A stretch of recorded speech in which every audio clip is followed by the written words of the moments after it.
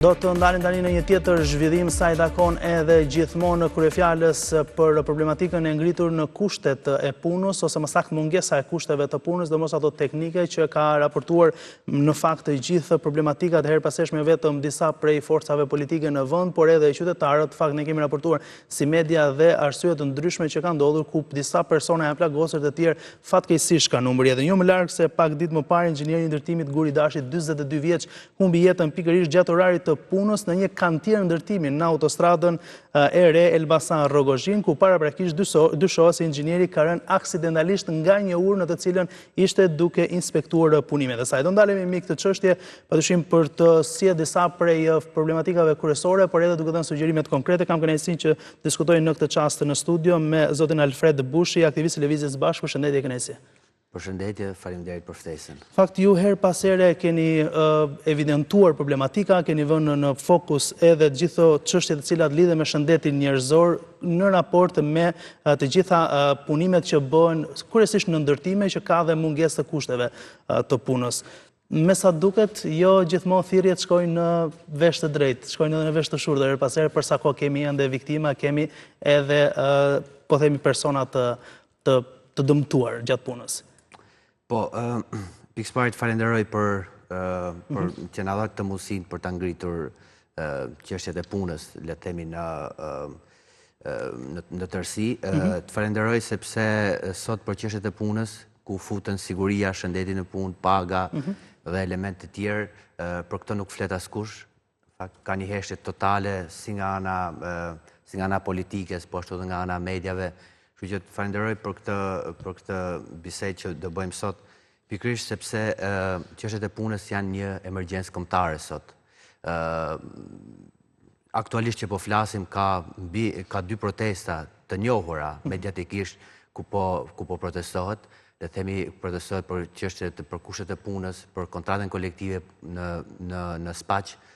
Minatorët e Spaqit po protestojnë për njohjen e sindikatës tyre, për miratimin e një kontrate kolektive, po ashtu dhe naftëtarët në Fier po protestojnë, janë në grevë prej mbi 18 ditë, pikërisht për kushtet e punës, për pagat e ulta e një sër problematikash. Kështu që thash, është emergjencë kombëtare për shkak se sot vdekjet në punë janë vërtet shumë të larta. Kemi çdo vit rreth 30 vdekje në punë. 2024 ka pasur diku të 33 vdekje, ku 1/3 i përkasin sektorit ndërtimit. Kjo lloj emergjence, le të themi, vjet re edhe përsa përket informalitetit të lartë në vendin e punës.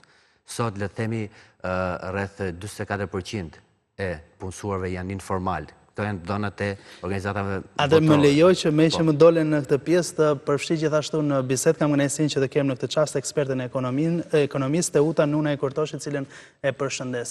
Përshëndetje, kënaqësi t'ju kemi në program.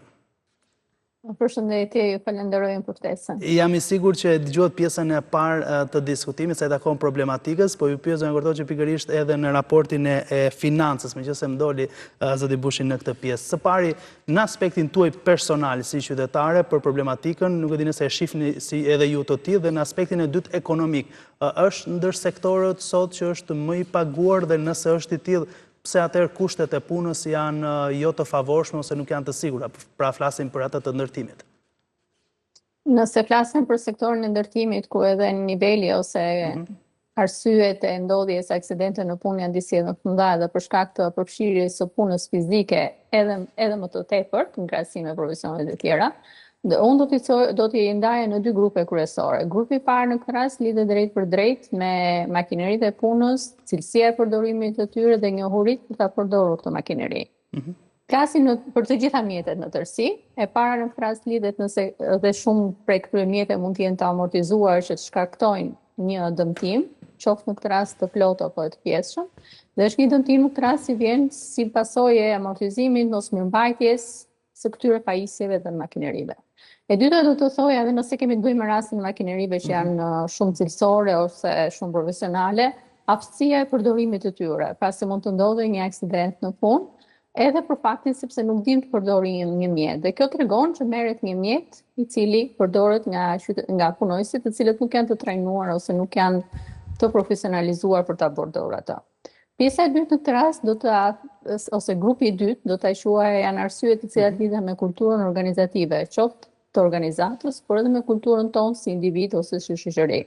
Ku flasim për kulturën organizative nuk kuptohet mungesa përgjegjësisë, neglizhimi për të ushtuar kontrollet dhe menaxhimet e duhura në aspektin organizativ, nëse ku flasim për kulturën individuale, do të thojë atë neglizhencën individuale që ne bëjmë duke mos vendosur një kasketë atë çka duhet ose mjete të tjera.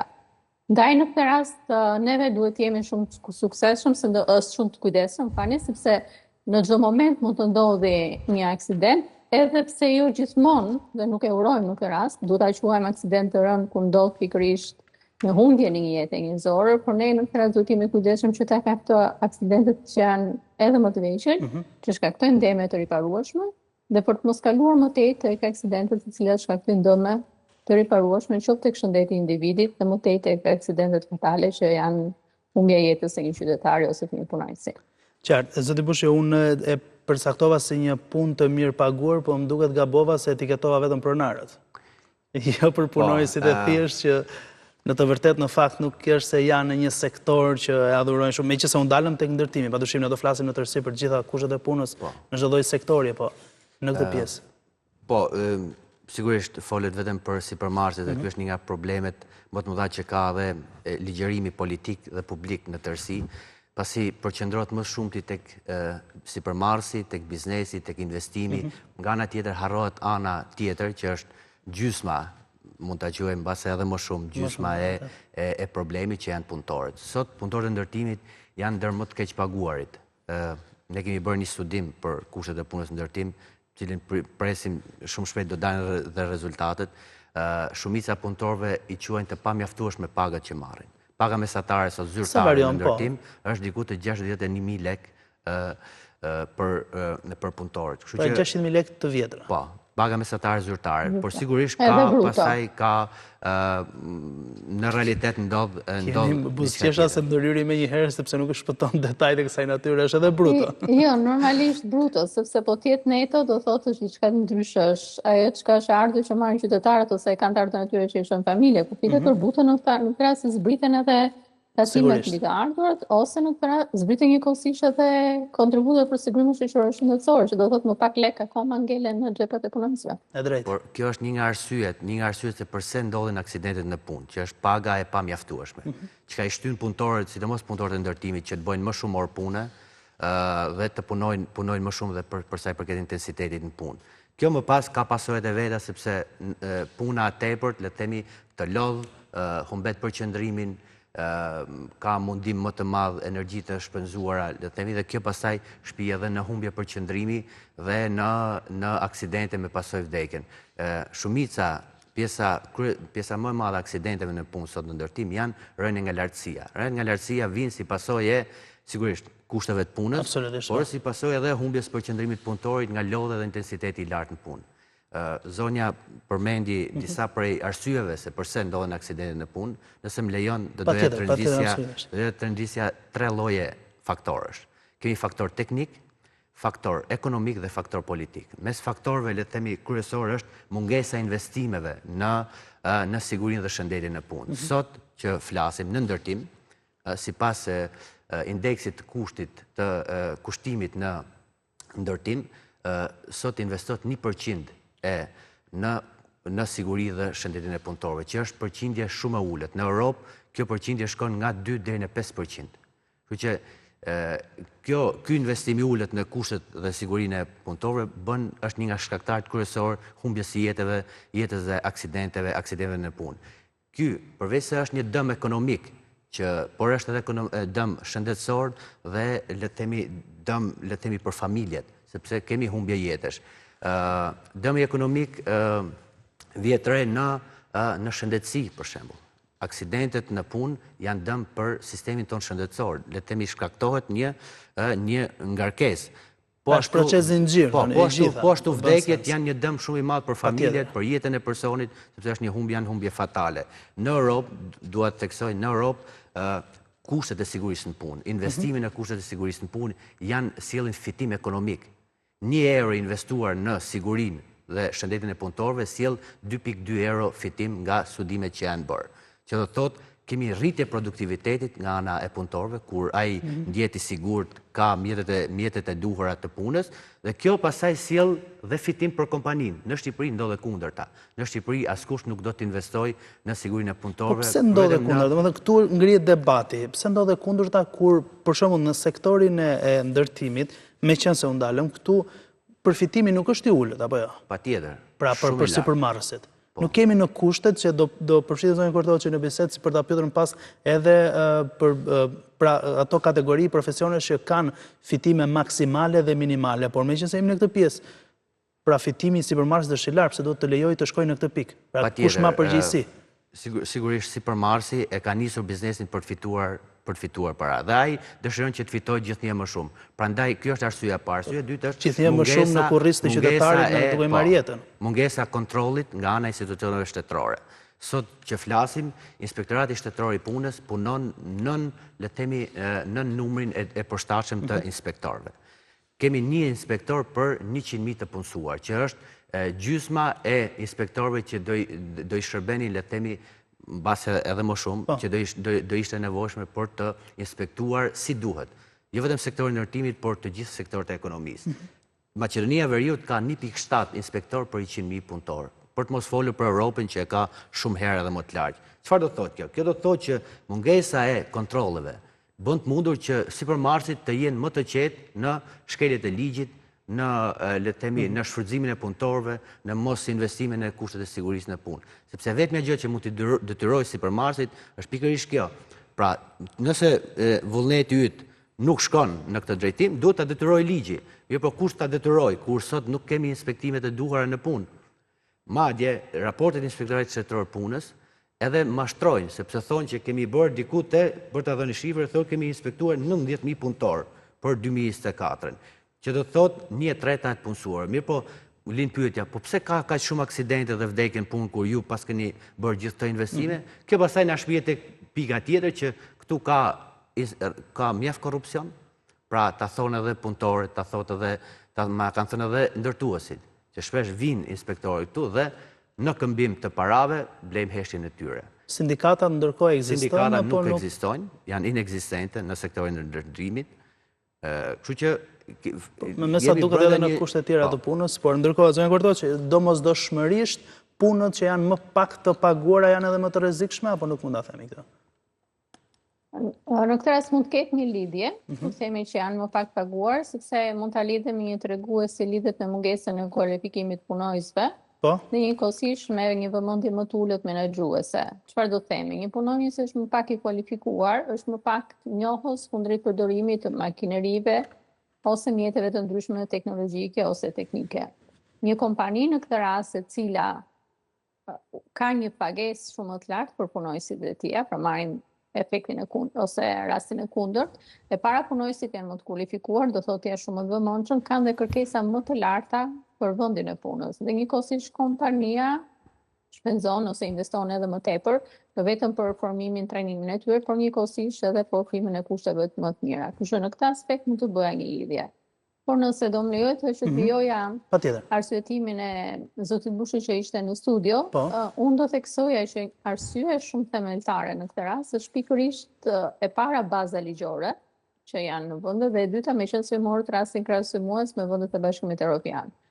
Gjithmonë unë mund të sjell edhe rastin e Italisë që sidomos në këto 6 muajt e fundit që ka pasur një numër individësh të aksidentuar në punë, qoftë ata me humbje jete, përshtohet një vëmendje e shtuar drejt forcimit të bazës ligjore, e cila në këtë rast do të jetë shumë herë më detyrueshme për të realizuar dhe për të zbatuar nga ana e kompanive.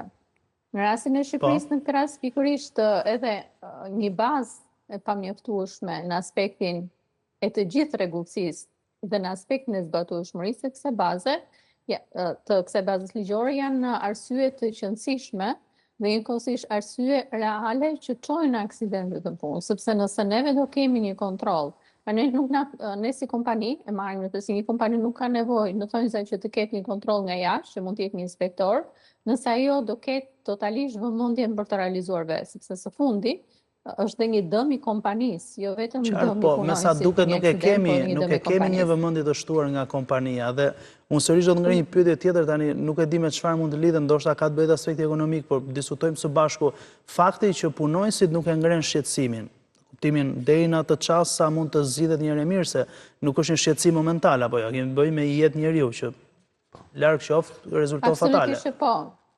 Dhe nuk mund të mendoj, nuk gjykoj që është vetëm arsye ekonomike në këtë mes. Pra do thot kompania në thonjza do të kursej para, dhe ndërkohë qytetari nuk kërkon sepse mund të ketë frikë për vendin e punës ose shumë gjëra të tjera. Unë gjykoj kjo mund të jetë, por nuk mendoj që mund të jetë arsye kryesore, sepse një kompani e cila është e shëndetshme ka shumë qartë që nëse ajo zvoglon shpenzimet ose investimet për kushte pune, do thotë që gjithmonë do kenë punonjës të pakënaqur dhe nga ana tjetër do kenë punonjës të cilët mund të dëmtohen në marrëdhënie e punës. Dhe punonjësi i dëmtuar në marrëdhënie e punës do thotë që nesër është një punonjës i cili gjithmonë do kërkojë një shpërblim për vendin e punës, do kërkojë një pension invaliditeti të plotë ose pjesën në varësi të angazhimit që ka dhe shumë gjëra të tjera. Dhe plus më pas ku ka aksidente të tilla, çështja shkon edhe në nivele të çështjeve penale. Pra nuk është kaq e thjeshtë për një kompani ta neglizhojë.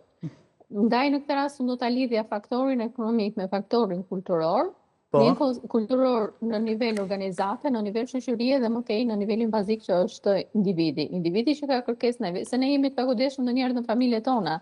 Nuk është se na detyron kush ose kushtojmë gjithçka. Ne jemi të pagodeshëm ndonjëherë edhe vetë se e anashkalojmë ose neglizhojmë, duke thënë që nëse tani e mbarova këtë punë ose është kaq pak kohë. Ne jemi neglizhen edhe në nivel organizate, ku organizata thotë prisë është një punë kaq e thjeshtë ose është në katë. Mungesë kulture personale, jam i sigurt për këtë që fillon nga vetja, absolutisht. Absolutisht. E para nga vetja, nga organizata dhe më tej shoqëria, sepse ka shumë raste të prisë jemi në katin e dytë dhe nuk kam nevojë për të vendosur një rrjet. Ose përgjithsisht edhe në vendet ku bëhet rikonstruksionet, qoftë banesa, apartamente, çdo njësie tjetër që mund të jetë, nuk ka një garë, do të thojmë që kjo zonë të jetë izoluar. Po aty mund të kalojnë gjithë qytetarët dhe nuk është se është thjesht çështje paraje që të vendosësh një gardë rrethues, një llamarin ose diçka tjetër. Nuk është se është një kostë kaq shumë e lartë sa ti, po është dhe ajo neglizhenca që neve kemi ndaj zbatimit dhe kërkesës për të zbatuar rregullin dhe më tej ligjin, bazën ligjore dhe diçka tjetër. Po, Bushi, mund të gjejmë zgjidhje në kuadër edhe të ambicjes që Shqipëria ka për qenë pjesë e Bashkimit Evropian, që përgjithësisht së vërtetës ju thoni që jemi shumë larg kësaj konkurseve të punës. Mund të jetë një zgjidhje të paktën në aspektin 100% do të ishte ideale, po pra çfarë mund të ndryshojë në këtë kontekst realiteti përveç diskutimeve që mund të bëhen? Shko, këtu duhet të ndryshojnë shumë gjëra në mënyrë që ne të ndryshojmë realitetin e punës. Pikë pari duhet të ndryshojë le të themi qasja ndaj punëtorit. Pra mënyrë se si politika koncepton punën. Ne jemi dëshmitar për vitesh tashmë kryeministri Rama kur del në për Europë, ju thot të gjithëve sipërmarrësve jeni në Shqipëri dhe investoni, sepse këtu nuk ka sindikata. Këtu punëtori le të themi është zhduket tërësisht nga ekuacioni. Që do thot le të themi punëtori këtu nuk ka të drejta, nuk ka le të themi nuk ka asnjë mbrojtje. Kështu që ky është një element i parë. Pra, politikisht ne duhet të trajtojmë punëtorin si një subjekt i rëndësishëm jetik për jetën tonë ekonomike dhe shoqërore.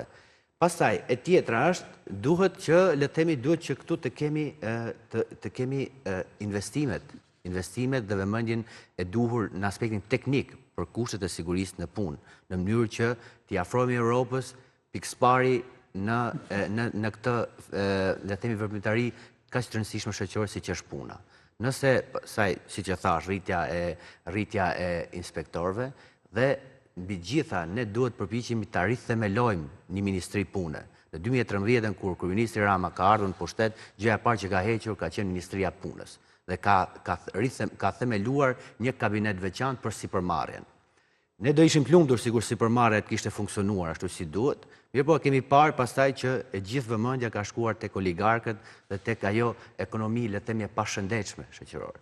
Kështu që pa ndryshuar këto element ne nuk i afrohemi dot as Europës, po as le të themi një kushteve të punë dinjitoze dhe të shëndetshme për punëtorët. Po, zonja Gordoçi, dua t'ju bëj një pyetje të drejtë për drejtë në raport edhe me pagat. Cilat profesione janë më të paguara, që mund t'i konsiderojmë që mund të kenë një pagë edhe më të lartë, rrjedhimisht edhe siguri në punë, pra e lidh me këtë që paktën janë më të sigurt në vendin e punës.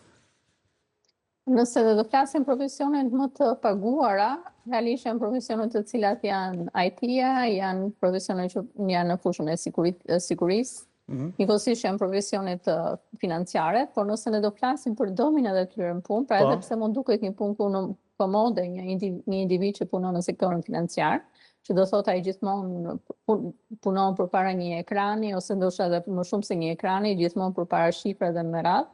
Por nuk është se kompanitë në këtë rast për të mbrojtur shëndetin e punojësve vendosin ato ekranët mbrojtës. Por flasim një komoditet pune. Edhe punojësi neglizhon, edhe kompania nuk shpenzon në këtë pikë, pasi puna do t'i realizohet dhe të gjitha këto janë të ndërlidhura. Ndërsa një punonjës i cili po t'ishte edhe më kërkues ndaj vetes, ndoshta edhe ndaj kompanisë, do t'i kërkonte edhe kushte më të mira të punës. Që në këtë aspekt ndaj nuk e identifikoj vetëm një incident ose një aksident në punë, vetëm në punë të cilat janë punë fizike, me të cilat mundësia për të gabuar dhe njëkohësisht ndodhi një aksident ose një incident në punë është më e madhe në krahasim me një punë ndryshe, që bëhet në një zyrë ose në ambient më të sigurt. Gjitha këto në këtë rast janë të ndërlidhura, supozojmë, ajo që ka detyrim ka kompani që ku ka një numër caktuar punojësish të kenë në zyrat ose në institucionet e tyre ose në ambientet e tyre të kenë ujin për punojësit e tyre. Tash, sa kompani shqiptare janë ato të cilat e plotësojnë një kusht kaq të thjeshtë në këtë rast. Pra, flasim për gjëra që mund të jenë ndoshta bazike, gjëra shumë vogla që edhe me koste shumë vogël, por është ajo kultura që është gjithmonë tendenca për ta neglizhuar nga të dyja palët. Kuptohet që pjesa e sektorit të drejtuese nuk kuptohet me managerial edhe si përmarrës, pra biznesi janë ata që neglizhojnë më tepër, sepse në fund për ta ata e përkthejnë si një kosto, ndërkohë qytetari ose punojësi është më pak tolerues ose më pak kërkues në këtë rast, pikërisht për një arsye nga më të ndryshme, se ndoshta mund të krijojnë situata të papërqyeshme. Në këtë pikë janë të ndërlidhura shumë gjëra dhe nuk ka një arsye të vetme. Të fundit, nëse kemi një lajm të mirë, le ta japim për qytetarët sa i takon në ndryshimin të mundshëm të rritjeve të pagave, çfarë ka parashikuar qeveria, në tërësi flasim këtu, në aspektin ekonomik, duke qenë se ju e njihni mirë. Në aspektin ekonomik, paktën në buxhetin që pritet edhe se është shumë afër fundi vitit, për 2026, që ai të përgatitet dhe të përcillet, nuk është se kemi një informacion të ri në këtë rast, edhe për pjesën e pensionit që është kaq shumë e rëndësishme për pjesën e qytetarëve. Ajo çka është bërë publike është dhe fakti dhënuesi i bonusit në fund vitit për pensionistët, por pa u identifikuar se si do jenë kategoritë dhe se sa do jetë dera që do jepet. Nësa për pjesën e pagave, edhe nëse neve flasim gjithmonë për pagat e sektorit publik, pra atë çka ishte programi i qeverisës, paktën në 2026 nuk ka një parashikim për rritjen e pagave, duke qenë se edhe shumë shpejt, shumë pak kohë që ka pasur një rritje page të ndjeshme që nga ana e qeverisës klasifikuar si një reformë pagash, por sektori publik nuk mund të vijojë gjithmonë që të ketë një rritje pagash me një urdhër politik, që nuk kuptohet me një vendim këshillit të ministrave ose me një udhëzim, por sektori publik duhet të ketë konsiderat që paga e tyre duhet të jetë lidhur me performancën dhe produktivitetin që jepen. Se nëse jepet gjithmonë vetëm me rritje në format vendimi, atëherë në këtë rast gjithmonë do sjellë dëmtime në punë, sepse ai do ta marrë pagën pavarësisht nga cilësia e punës që do ofrohet ose nga performanca ose nga produktiviteti që ai do jetë. Dhe kjo në këtë rast nuk është e shëndetshme, jo vetëm për ekonominë në nivel makro, por edhe për vetë sektorin publik në tërësi. Mirë, ju falenderoj shumë për kohën dhe për gjithë diskutimin që bëmë në studio së bashku. Faleminderit dhe juve. Kënaqësi të kisha. Ndërkohë, zoti Bushi, për të konkluduar edhe gjithë bisedën që po diskutojmë në studio në raport edhe me kushtet e punës, ndërkohë ne e prekëm pak më parë dhe doja që disi ta japim informacion ose ta ngremë edhe si problematik faktin që sindikatat nuk ekzistojnë. Padyshim mund të shtoni shumë të tjera, por pyetja është e tillë, pse nuk e kemi ne një funksionalitet të tillë 100% sigur se kanë të gjitha vendet e tjera në raport mbështetjeje për qytetarët, për punonjësit?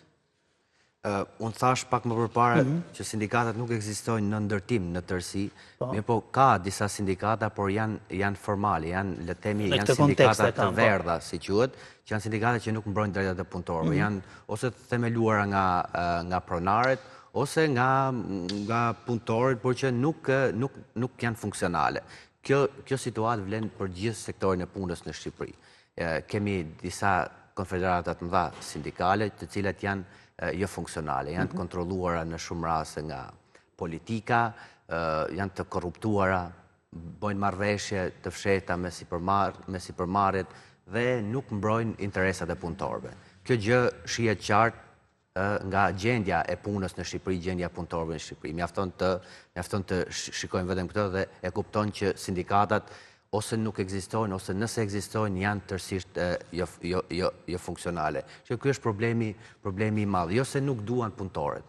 Ne kur flasim me punëtorët, të gjithë na thonë që janë të gatshëm. Absolutisht. Janë të gatshëm që të bëhen pjesë e sindikateve, që ta themelojnë atë. Mirë po, nisin problemet e tjera më pas, sepse ka mungesa një shteti të zdrejtës, që i ndihmon qytetarët, subjektet që i ndihmon që ti realizojnë drejtat e tyre, kjo bën që shumë qytetarë më pas të stepen. Për shembull, nëse ti dëshiron të ndërtosh një sindikat, e ndërton, e themelon, shpall atë, në të njëjtin moment vjen shkarkimi nga puna e kryetarit të sindikatës dhe pjesëtarëve të tjerë. Kjo ka ndodhur. Pra është e tillë situata. Kur flasim për kushtet e punës dhe jemi, mendoj, kështu larg, siç e thoni ju, besoj jemi sërish shumë larg të menduarit si vendet skandinave, për shembull, për të patur 4 ditë apo 5 ditë punën e javë. Po, sigurisht, shqiptarët janë punëtorë që punojnë më shumë orë punë në mënyrë absolute në gjithë Europën. Duat të cek vetëm në ndërtim, nuk ke punëtorë, janë shumë pak punëtorë që punojnë 40 orë javë, që është ora normale, orari, kozjata normale e punës sipas kodit punës. Ndërkohë, të gjithë punëtorët punojnë 48 orë e sipër. 49 orë e lartë, që është mbi ngarkesë. Dhe një gjë të fundit nëse jemi në limite. Se u përmend këtu dhe çështja pagave të pensioneve, ne si lëvizje bashkë të njëjtën në orën 10 do mbajmë një protestë për çështjet e pensioneve, minimumit jetik dhe çështjet tjera të lidhur me statusin e minatorit dhe çështjet tjera të punës, sepse kemi vënë re që në Shqipëri ka një lloj pabarazie shumë të lartë në rishpërndarjen e pasurisë dhe në rishpërndarjen, le të themi, të produkteve, të prodhimit që sjell puna për punëtorët. Pra, do kemi një protestë për drejtësi shoqërore, për pensionistët, për punëtorët, për miratimin e minimumit jetik dhe çështjeve tjera si të punës, siç është miratimi i statusit minatorit, që është le të themi, një nga mangësitë më të mëdha, një nga fatkeqësitë të themi e legjislacionit të punës në Shqipëri, i cili fatkeqësisht nuk e njeh. Minatorët janë një nga subjektet që bëjnë punën më të vështirë dhe më të lodhshme dhe sot nuk kanë një status. Pra, gjithë tjerët e kanë. Dhe në fakt është realisht për të mbështetur për sa kohë është në të mirë të qytetarëve. Faleminderit shumë që nesër kisha program. Falenderoj për. Mirë, ne patëm mundësi të diskutonim gjatë ditës sot me sigurisht për zhvillimet më të fundit në vend dhe nisëm fatkeqësisht ashtu sigurisht se raportuam që në hyrje të programit për 4 vrasje gjatë ditës sot me një aksident dhe 3 të tjera vrasje padyshim nga po themi motive të ndryshme, ndërsa u ndalën me zhvillimet politike në vend. Një faktor shumë i rëndësishëm është edhe ai ekonomik, kushtet e punës në të gjitha profesionet e ndryshme, që mbi të gjitha është të qenurit i sigurt duke punuar dhe jeta e njeriut. Që fatkeqësisht kemi parë gjithashtu jo vetëm plagosje apo lëndime, por edhe humbje jete.